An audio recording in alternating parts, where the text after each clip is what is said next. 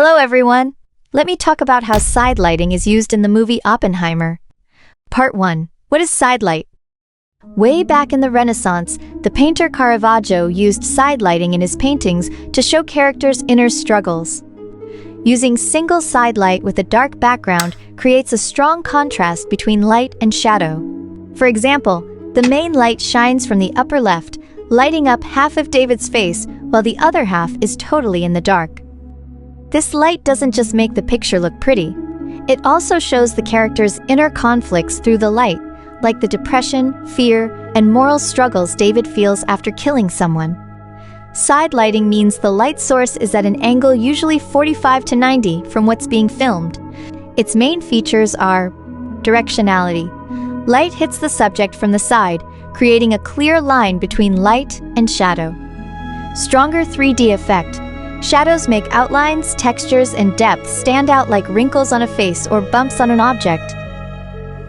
In this scene, one side of the character's face is lit, and the other is completely in shadow, creating a high-contrast image.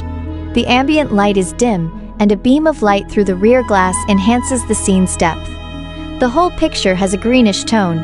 Here is our final shooting effect. For this shooting effect, we use the following lighting setup, and here is our lighting diagram.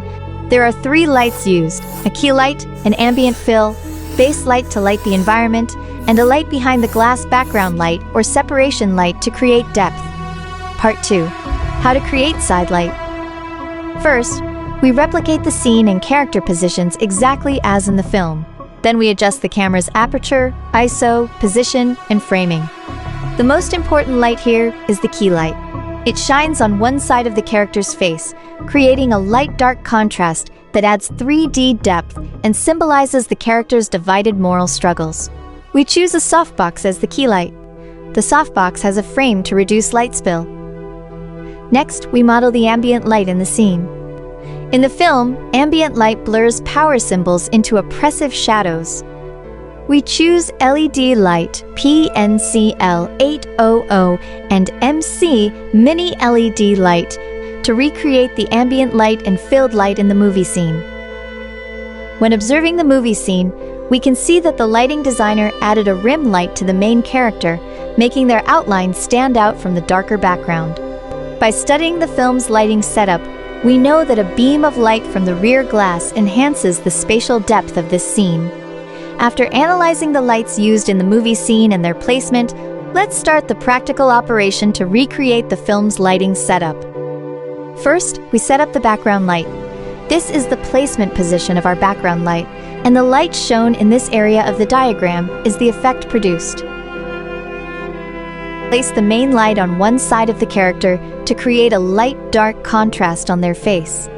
Using a softbox mimics natural light from a window, avoiding harsh highlights and keeping texture and layers. Next, place a constant light model at a specific position with low brightness to light the environment. Part 3. Elements for setting up side lighting. For side lighting setup, usually position the light 45-90 to the side of the character, adjusting the distance based on how much light you need. The background lighting is kept dark for 2 reasons. 1. To highlight the main character through front-back contrast and enhance depth. 2. To metaphorically represent power symbols as oppressive shadows using light.